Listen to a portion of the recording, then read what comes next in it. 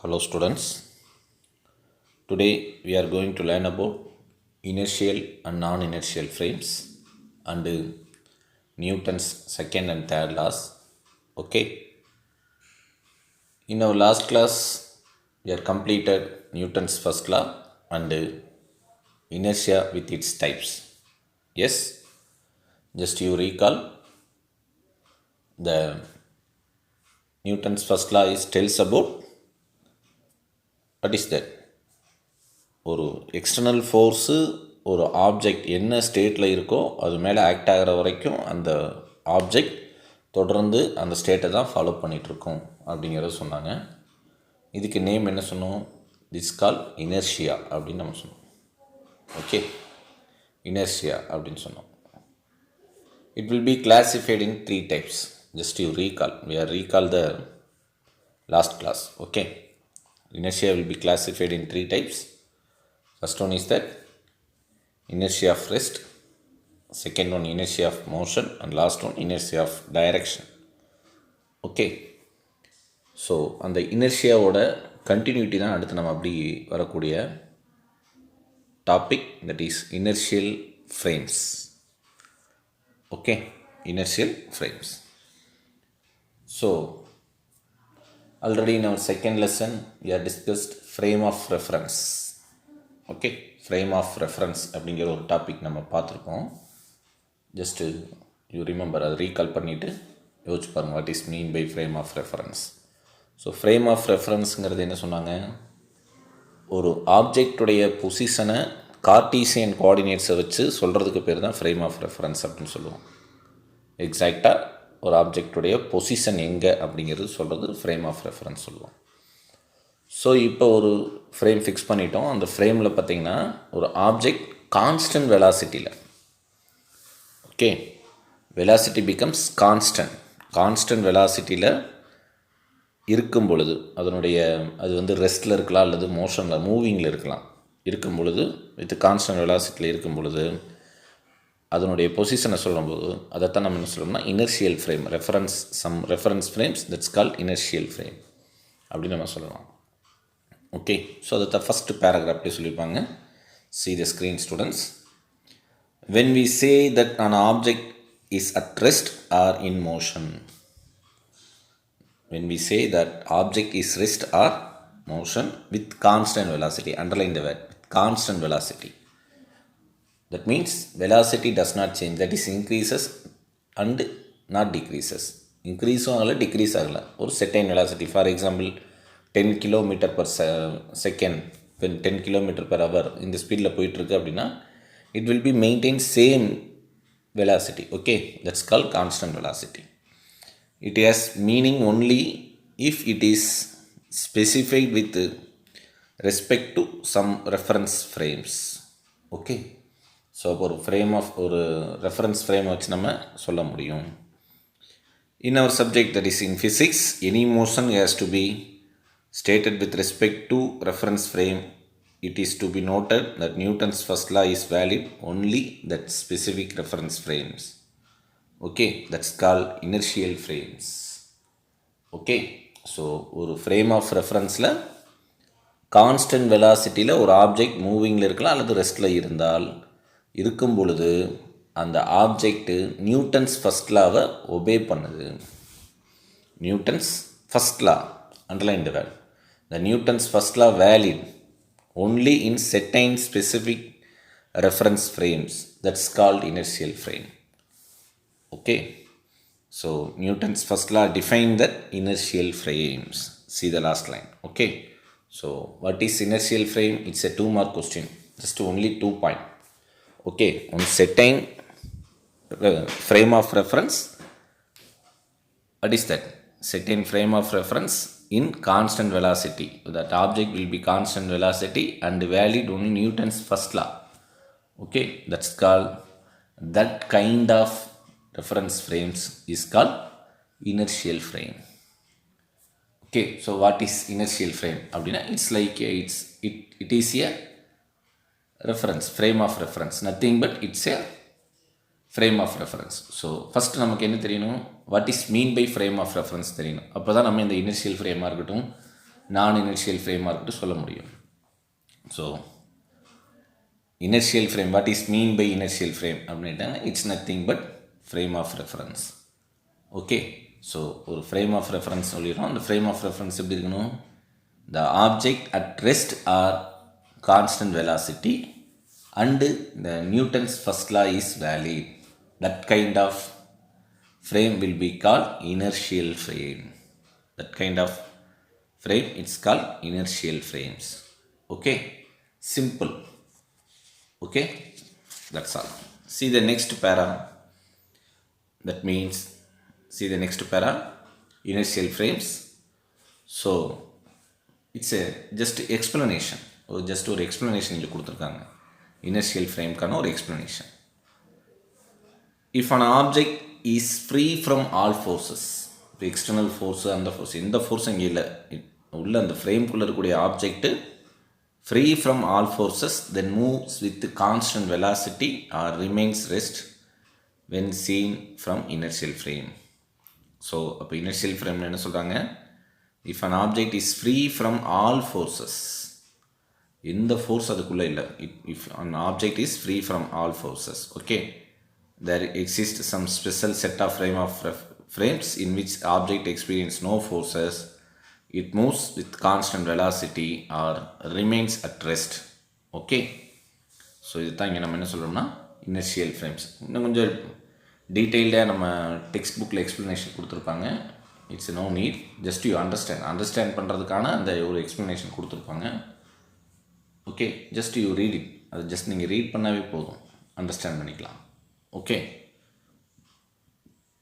எர்த்துடைய gravitation force வச்சு ஒரு சின்ன ஒரு எக்ஸ்ப்ளனேஷன் கொடுத்துருப்பாங்க.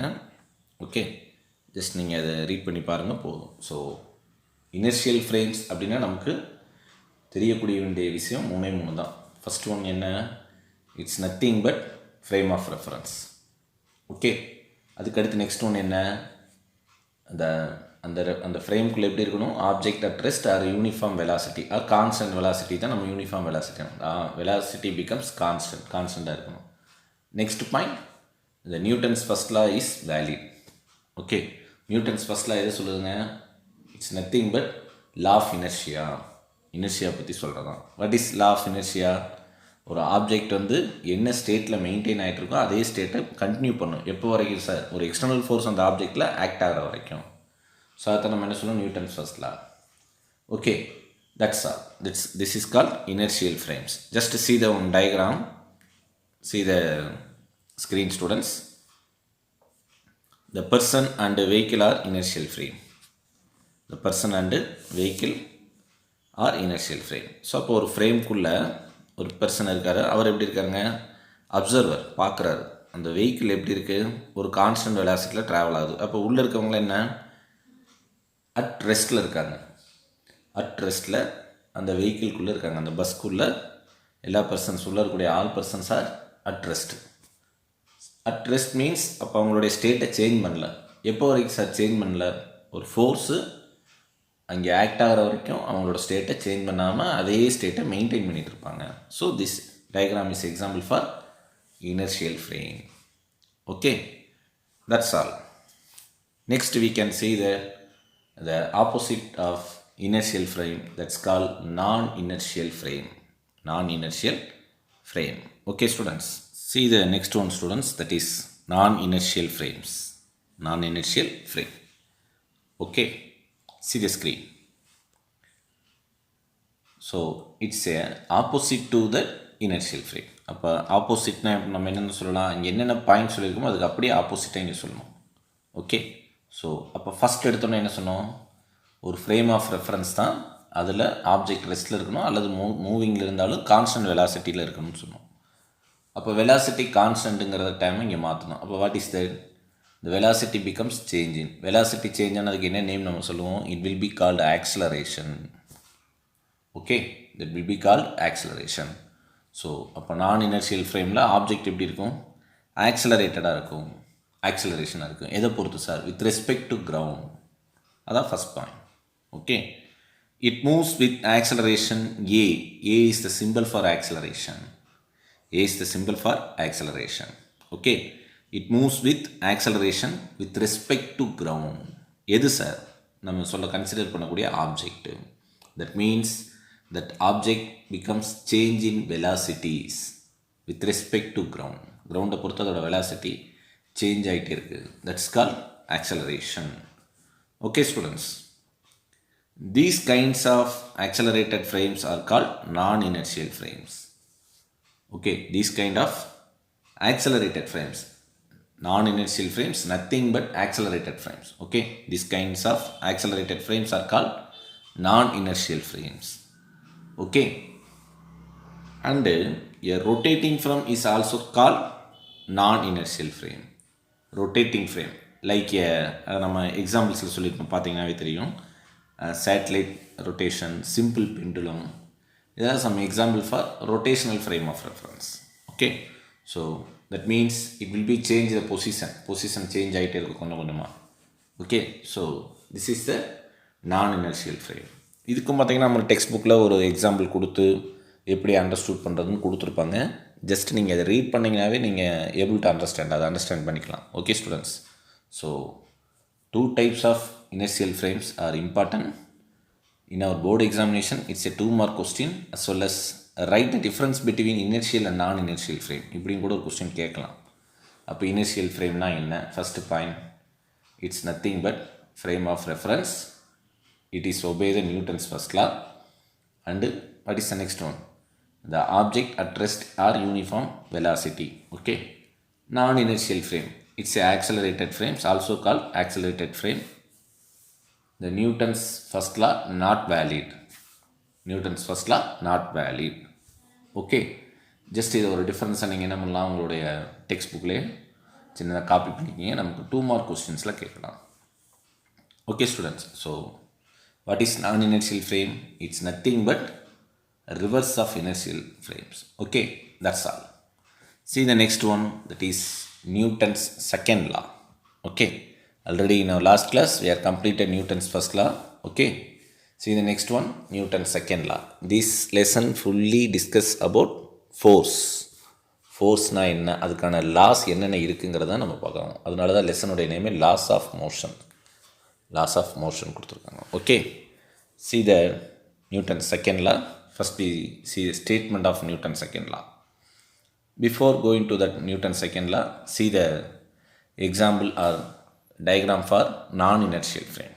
Okay, here car 2, 2 vehicle கொடுத்துருக்காங்க. ஓகே, ஃபஸ்ட்டு அண்டு செகண்ட் ஒன்று கொடுத்துருக்காங்க. ஃபஸ்ட் ஒன் பார்த்தீங்கன்னா இட்ஸ் ஏ வெலாசிட்டி, அதாவது கான்ஸ்டன்ட் வெலாசிட்டியில் இருக்குது. It's like inertial. பட் இங்கே என்ன இருக்குங்க, second one it's like A non-inertial frame. Because இந்த வெலாசிட்டி பிகம்ஸ் சேஞ்ச். இப்போ இதுக்கான வெலாசிட்டி, இப்போ ரெண்டும் ஈக்குவல் வெலாசிட்டியில் ட்ராவல் பண்ணுது அப்படின்னா ஈக்குவலாக இருக்கும், பேரலாக இருக்கும். But second car it will be front of the first one, அதுக்கு முன்னாடி போயிட்டுருக்கு. ஸோ அப்போ என்ன மீனிங்கு, இதை விட இதோட வெலாசிட்டி அதிகமாக இருக்குது. ஸோ ஆக்சலரேஷன் இருக்குது with respect to ground. Okay, so அதனால் நம்ம இதை என்ன சொல்லலாம், இட் இஸ் கால் நான் இனர்ஷியல் ஃப்ரேம் அப்படின்னு நம்ம சொல்லலாம். இந்த ஃப்ரேம் ஆஃப் ரெஃபரன்ஸை நம்ம என்ன சொல்லலாம்னா நான் inertial frame. Okay, that's all. See the next one, that is Newton's second law. Okay, first we see the statement of Newton's second law. Already you studied your 10th standard Newton's second law and third law, I think. Okay, just you recall, இங்கே just statement கொடுத்துட்டு 1 Newton define பண்ணியிருப்பாங்க. Okay, சிம்பிளாக தான் இங்கே கொடுத்துருப்பாங்க. நம்மளுடைய புக்கில் சிம்பிளாக இருக்கும், டெரிவேஷன் பார்ட்டை பெருசாக கொண்டு போயிருக்க மாட்டாங்க. See the statement of Newton's second law, students. The force acting on an object is equal to rate of change of its momentum. This is the statement of Newton's second law. The force acting on object is equal to rate of change of its momentum. So Newton's first லாவில் என்னது, ஃபோர்ஸை பற்றி சொல்லலை. External force அந்த ஆப்ஜெக்டில் act ஆகிற வரைக்கும் அந்த object என்ன ஸ்டேட்டில் இருக்கோ அது மெயின்டைன் ஆகும் அப்படின்னு சொல்லியிருப்பாங்க நியூட்டன்ஸ் ஃபஸ்ட் லாவில். செகண்ட் லாவில் என்ன சொல்கிறாங்க, இப்போ ஒரு அப்ளைட் ஃபோர்ஸ் எதில் சார், ஃபஸ்ட் லாவில் சொல்லக்கூடிய அந்த ஆப்ஜெக்டில். இப்போ ஃபோர்ஸு அப்ளைட் ஆகுது. இப்போ அப்ளைட் ஆனதுக்கப்புறம் அந்த ஆப்ஜெக்டில் என்ன சேஞ்ச் இருக்குங்கிற சொல்கிறது தான் Newton second law. Okay, are able to understand students? Yes. So இப்போ நம்ம என்ன செய்கிறோம், அந்த ஆப்ஜெக்டில் ரெஸ்ட்டில் இருக்கக்கூடிய ஆப்ஜெக்டில் ஃபோர்ஸ் அப்ளை பண்ணுறோம். அப்போ அப்ளை பண்ண உடனே என்ன நடக்குது, அதை தான் சொல்கிறாங்க, இந்த force acting on the object is equal to the magnitude of force it's equal to the rate of change of its momentum of its momentum. இதோட மூமெண்டம்க்கு டைமை பொறுத்து சேஞ்ச் ஆகக்கூடிய மூமெண்டம்க்கு ஃபோர்ஸ் ஈக்குவலாக இருக்குங்கிறாங்க. எந்த ஆப்ஜெக்ட் நம்ம போய் ஃபோர்ஸ் அப்ளை பண்ணுறோமோ அந்த ஆப்ஜெக்டுடைய மூமெண்டம் டைமை பொறுத்து மாறும். அப்போ மாறக்கூடிய அந்த மூமெண்டம் தான் it will be equal to applied force. It will be equal to applied force. Okay, so next see that it's a expression for that statement. அந்த ஸ்டேட்மெண்ட்டை அப்படி எக்ஸ்ப்ரெஸ்ஸாக கொடுத்துருக்காங்க, எக்ஸ்ப்ரெஷனில் கொடுத்துருக்காங்க. Already you know force is a vector quantity. Force is a vector quantity. So we write F vector. Rate of change of அப்படிங்கிறத சொல்கிறது தான் d by dt. Okay, d by dt differentiation time. Okay, உங்களுக்கு அந்த டிஃப்ரென்ஷியேஷனையும் இன்டகிரேஷனையும் நீங்கள் understood பண்ணணும் அப்படின்னா யூடியூப்ஸில் நிறையா videos இருக்குது. நீங்கள் ஜஸ்ட் நீங்கள் போய் அந்த டிஃப்ரென்ஷியேஷனோட சிம்பிளாக சொல்லக்கூடிய வீடியோஸ்லாம் நிறையா இருக்குது. ஜஸ்ட் நீங்கள் கோ த்ரூ பண்ணி பாருங்கள், தெரியும். ஓகே, ஸோ அந்த டிஃப்ரென்ஷியேஷனை சொல்கிறது தான் இங்கே டி பை டிடி. டி அப்படிங்கிறது என்ன, வித் ரெஸ்பெக்ட் டு டைம். டைமை பொறுத்து எது சார் சேஞ்ச் ஆகுது, momentum. You know the simple for momentum, that is p vector. Okay, so rate of change of momentum, that expression will be call Newton second law. F is equal to dp by dt, rate of change of momentum. Okay, so அதுதான் இங்கே சொல்கிறாங்க. இன் simple words, whenever the momentum of the body changes, there must be force acting on it. எப்போலாம் ஒரு ஆப்ஜெக்டில் momentum change ஆகுதோ அங்கே என்ன அர்த்தம், ஒரு ஃபோர்ஸ் ஆக்ட் ஆகுது அப்படிங்கிறது தான் மீனிங் நீங்கள். Okay, the momentum of the object is defined as, we know that expression for momentum it's nothing but product of mass into velocity. The product of mass into velocity is called momentum. P, it is also vector quantity.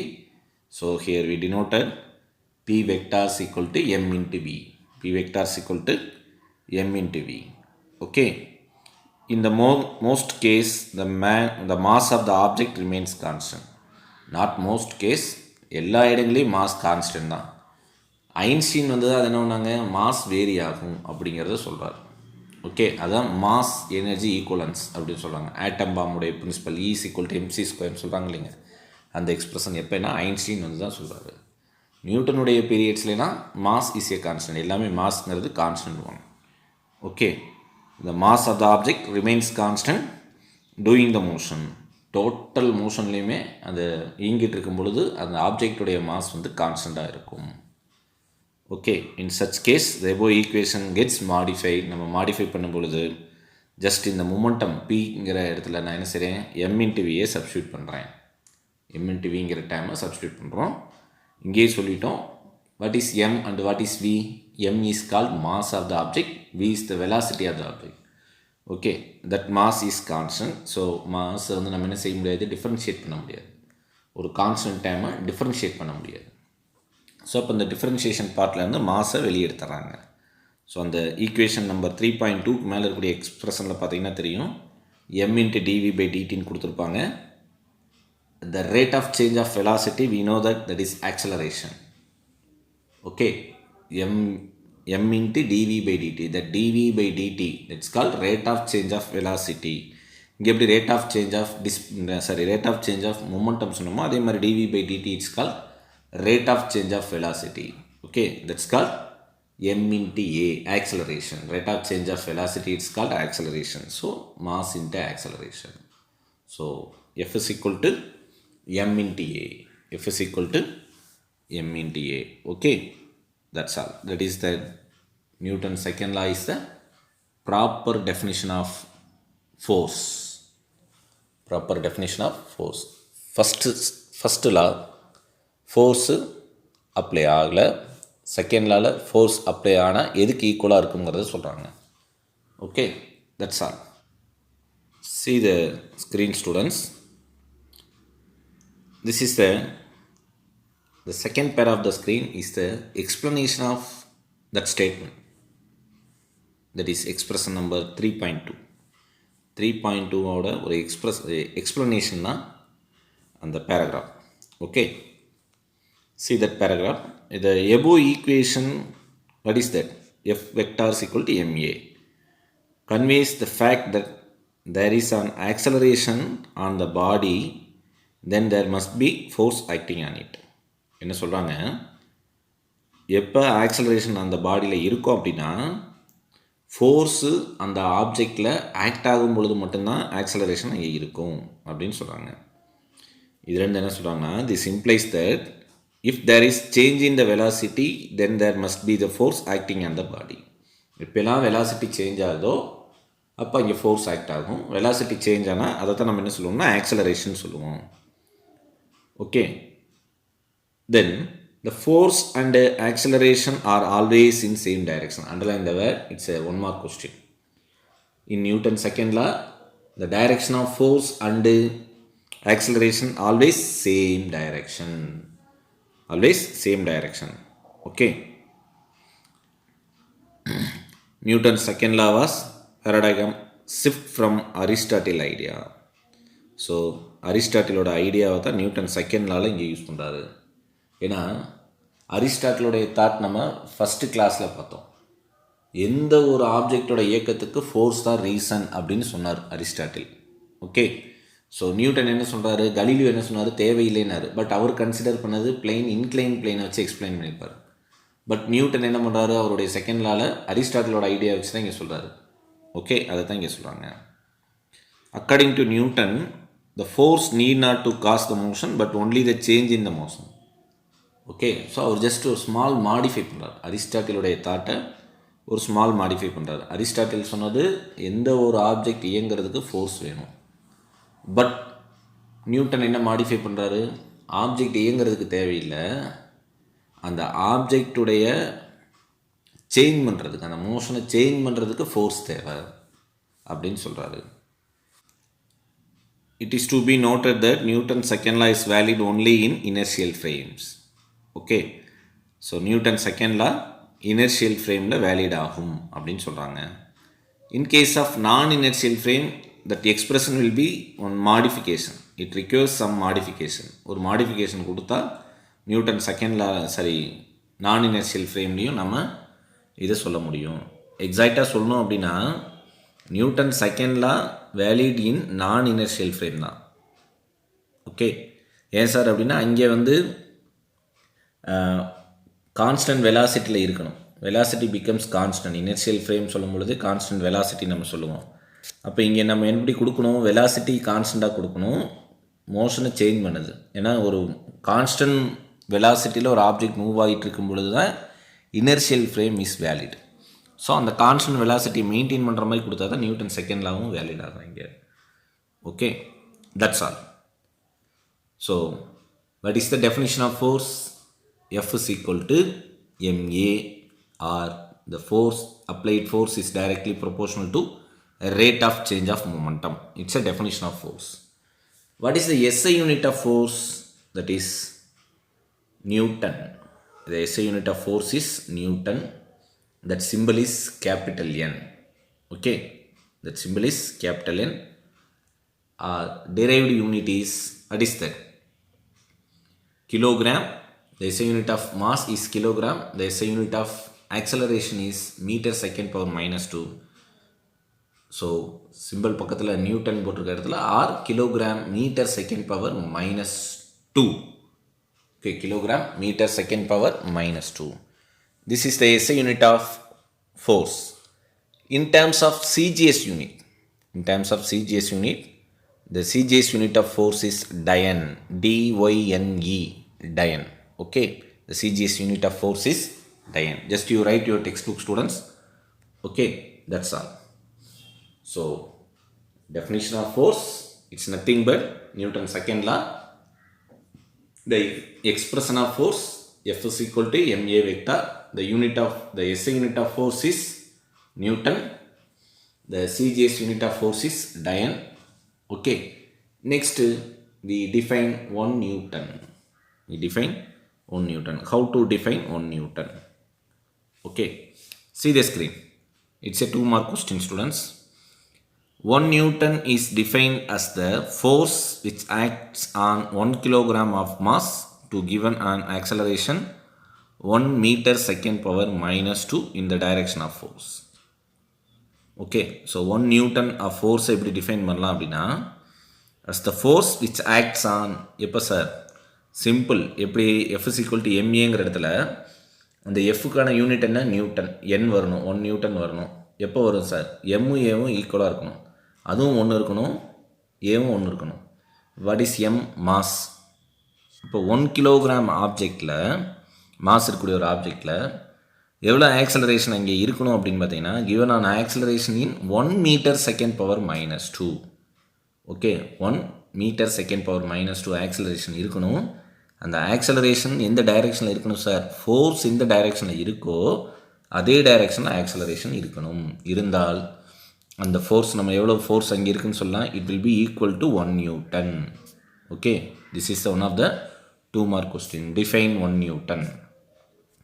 So 1 Newton is defined as the force which acts on 1 kilogram of mass to give an acceleration 1 meter second power minus 2 in the direction of force. Okay, that's all. So Newton's second law உடைய statement, expression, unit and definition of 1 Newton 4 topic அதுக்குள்ளே இருக்குது இந்த 4மே important நமக்கு 2-mark கொஸ்டின்ஸில் கேட்கலாம் okay நமக்கு 2 மார்க்கில் கேட்கலாம் okay students that's all see the next one that is comparison between Aristotle and Newton approaches on sliding object inclined object ஒரு ஸ்லைடிங் ஆப்ஜெக்ட்டுக்கு நியூட்டனுடைய ஃபோர்ஸ் எப்படி அப்ரோச் பண்ணுறாரு அரிஸ்டாட்டில் அப்படிங்கிறத நெக்ஸ்ட் பாருங்கள் see the first one that is Aristotle approaches okay the external force needs to be applied to move an object with constant velocity அப்போ external force கொடுக்குறதுனால தான் இங்கே என்ன சொல்கிறாருன்னா ஒரு கான்ஸ்டன்ட் வெலாசிட்டியில் அந்த ஆப்ஜெக்ட்டு மூவ் ஆகுது அப்படின்னு சொல்கிறார் ஸோ அவர் என்ன சொல்கிறாருன்னா that net force that will be equal to external force net force இந்த ஆப்ஜெக்டுடைய நெட் ஃபோர்ஸ் என்னவாக இருக்கும்னா எக்ஸ்டர்னல் ஃபோர்ஸாக இருக்கும் at the same time Galileo and நியூட்டனுடைய தாட் என்ன அரிஸ்டாட்டில் சொல்லியிருக்கிறது அப்படியே ஆப்போசிட்டில் சொல்கிறாங்க கலீலியோ என்ன எந்த ஒரு ஃபோர்ஸ் தேவையில்லை ஆப்ஜெக்ட் மூவ் ஆகிறதுக்கு அப்படிங்கிறாங்க அப்போ என்ன மீனிங்கு ஃபோர்ஸ் இஸ் ஜீரோ அப்படிங்கிறாங்க எந்த ஃபோர்ஸு சார் அப்படின்னா நெட் ஃபோர்ஸ் இஸ் ஜீரோ இது கலீலியோட தாட்டு நியூட்டன் அதே தான் சொன்னாங்க என்ன சொல்கிறாங்க ஃபோர்ஸ்னால் ஒரு ஃபோர்ஸ் கொடுத்து அந்த ஆப்ஜெக்டை வந்து நம்ம என்ன பண்ணுறோம் மூவ் பண்ணணும்னு அவசியம் இல்லை அப்படி ஃபோர்ஸ் கொடுத்தா இங்கே என்ன நடக்கும்னா அந்த ஆப்ஜெக்டுடைய மோஷனுடைய டைரெக்ஷன் சேஞ்ச் பண்ணும் சேஞ்ச் இன் த மோஷன் அந்த மோஷன் சேஞ்ச் பண்ணும் ஸ்பீடாக போக வைக்கும் அல்லது கம்மியான வைக்கும் இவ்வளோ தான் பண்ண ஒழிஞ்சு அதனால தான் நம்ம கொடுக்கக்கூடிய ஃபோர்ஸ்னால தான் அந்த ஆப்ஜெக்ட் போகுதுன்னு அவர் சொல்லலாம் ஸோ அதான் சொல்கிறாங்க so in Aristotle thought the net force become applied external force at the same time Galileo and Newton thought the external force the net force is equal to 0 அப்படின்னு சொல்கிறாங்க okay due to the friction அது எதனால sir அப்படின்னா இந்த சர்ஃபேஸ்க்கு இருக்கக்கூடிய frictional force அப்போ நம்ம எதை ஆட் பண்ணுறோம் நெட் ஃபோர்ஸுங்கிறது அப்ளைட் ஃபோர்ஸ் எக்ஸ்டர்னல் ஃபோர்ஸையும் ஃப்ரிக்ஷனல் ஃபோர்ஸையும் ஆட் பண்ணிங்கன்னா தான் நெட் ஃபோர்ஸ் இங்கேயே நம்ம சொல்லலாம் okay are able to understand students so this is the Aristotle versus Newton's approaches on sliding object இதுக்கு ஒரு பேராகிராஃப் மாதிரி கொடுத்துருப்பாங்க அதெல்லாம் கன்சிடர் பண்ண தேவையில்லை ஜஸ்ட் இந்த டயக்ராம் நீங்கள் அண்டர்ஸ்டூட் பண்ணிங்கன்னா போதும் it's enough okay students that's all see the last one that is Newton's third law it's a familiar one okay Newton's third law வந்து ரொம்ப ரொம்ப ஃபெமிலியரான ஒன்று ஓகே ஸோ இதை தான் நம்ம என்ன சொல்லுவோம் நமக்கு தெரிஞ்ச இதை கர்மா அப்படின்னு நம்ம சொல்லுவோம் ஒவ்வொரு வினைக்கும் சமமான எதிர்வினை உண்டு நீ என்ன செய்கிறையோ பூம்ராங் மாதிரி திருப்பி உங்களுக்கே வரும் அதை ஃபிசிக்ஸில் சொன்னால் நியூட்டன்ஸ் third law சிம்பிளாக சொன்னால் அதை தான் நம்ம நியூட்டன்ஸ் third law சொல்லுவோம் வித் ஹெல்ப் ஆஃப் ஃபோர்ஸை வச்சு சொல்கிறது ஓகே ஸோ ஃபஸ்ட்டு ஒரு சிம்பிள் எக்ஸாம்பிள்லேருந்து நியூட்டன்ஸ் third lawவை எக்ஸ்பிளைன் பண்ணியிருப்பாங்க okay see the screen students see the diagram number 3.8a, this one, whenever an object 1, this is the object 1, hammer, extract the force on object 2, ஒரு needle வந்து அங்கே என்ன பண்ணுறோம், ஒரு force கொடுக்குறோம். அப்போ ஆட்டோமேட்டிக்காக இங்கே என்ன நடக்குது பார்த்தீங்கன்னா தெரியும். நம்ம வந்து என்ன செய்கிறோம், அந்த ஹேமரை யூஸ் பண்ணி அந்த நீடில் அடிக்கும்பொழுது அங்கே என்ன நடக்குது, ஆட்டோமேட்டிக்காக அந்த நீடில் உள்ளே இறங்கும்.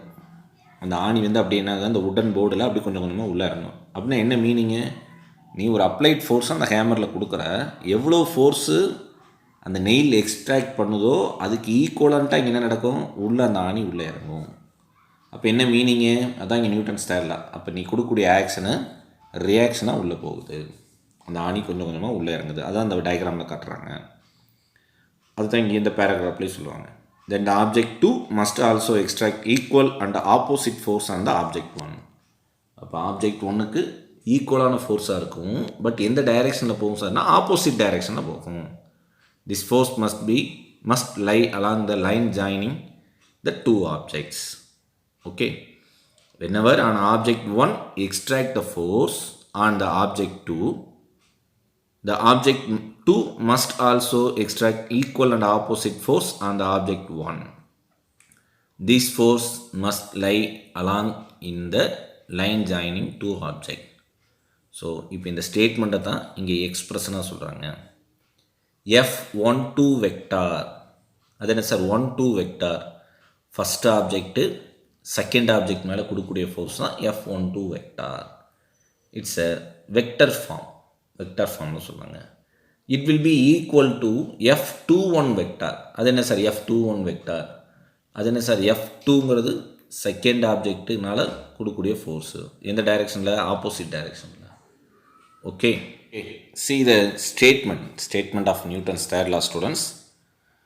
The Newton's third law assure that the force occurs as equal and opposite pairs. So இங்கே என்ன சொல்கிறாங்கன்னா, ஃபோர்ஸுங்கிறது எப்படி இருக்கான்னா ஈக்குவல் அண்ட் ஆப்போசிட் பேர்ஸாக இருக்குது. ஆனால் isolated fours are single force cannot exist in nature. So இயற்கையாக ஒரு தனியாக ஒரு ஃபோர்ஸ் கிடையாது, ஐசோலேட்டட் ஆர் என்ன சொல்கிறாங்க, சிங்கிள் ஃபோர்ஸ் இல்லை அப்படிங்கிறாங்க. இட்ஸ் எ பேர் அப்படின்னு சொல்கிறாரு. Okay, see the statement of Newton's third law. Newton's third law, see the screen. Newton's third law states that for every action there is an equal and opposite reaction. So this is the statement. Okay, Newton's third law states that for every action there is equal and opposite reaction in opposite direction. Okay, here action and reaction pairs of force do not act on the same body. It's an important point. ஸோ அவங்க என்ன சொல்கிறாங்க, Newton's third லால for every action, எந்த ஒரு வேலையாக இருந்தாலும் அதுக்கு ஒரு ரியாக்ஷன் இருக்கும். எந்த டைரெக்ஷனில், இன் ஆப்போசிட் டைரெக்ஷனில். அது எந்த ஆப்ஜெக்டில் காட்டும், ஒரே ஆப்ஜெக்டில் காட்டாது, வேறு ஆப்ஜெக்டில் காட்டும். அதான் சொல்கிறாங்க. அங்கே என்ன சொல்கிறாங்க, the action and reaction pair of force do not act on the same body. Okay, but on two different bodies ஆஃப் any one of the force can be called as action force and the other force is reaction force. Okay, so அது ரெண்டில் ஒன்று ஆக்ஷனாக consider பண்ணலாம், another ஒன்று ரியாக்ஷனாக consider பண்ணலாம். Okay, then Newton's third law is valid in both inertial and நான் inertial frame. Inertial ஃப்ரேம்லேயும் valid ஆகும், நான் inertial ஃப்ரேம்லேயும் valid ஆகும். இனர்ஷியல் ஃப்ரேம்னா வெலாசிட்டி கான்ஸ்டண்ட்டாக இருக்கணும். நியூட்டன் செகண்ட் லா வேலிட் ஆனாலும் இங்கே கான்ஸ்டன்ட் வெலாசிட்டியில் இருக்கணும். நியூட்டன்ஸ் தேர்ட் லா வேலிட் ஆனாலும் அங்கே velocity becomes constant. Okay, so அப்போ நம்ம என்ன சொல்கிறோம், இனர்ஷியல் ஃப்ரேம்ஸில் Newton's law is valid, Newton's law வந்து வேலிடுன்னு சொல்லலாம். Okay, these action and reaction force are not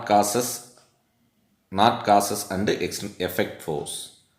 okay, இந்த ஆக்ஷன் ரியாக்ஷன் ஃபோர்ஸ்னால் இங்கே என்ன நடக்கலைங்கிறாங்க, effect அங்கே இல்லை. Okay, it means that when the object 1 extract force on the object 2, then object 2 extract equal and opposite force on the body 1 at the same instant. அதே டைமில் இப்போ 1ங்கிற ஆப்ஜெக்டில் ஃபோர்ஸ் ஆக்ட் ஆச்சுன்னா 2ங்கிற ஆப்ஜெக்ட்லேயும் ஃபோர்ஸ் ஆக்ட் ஆகும், அது reaction.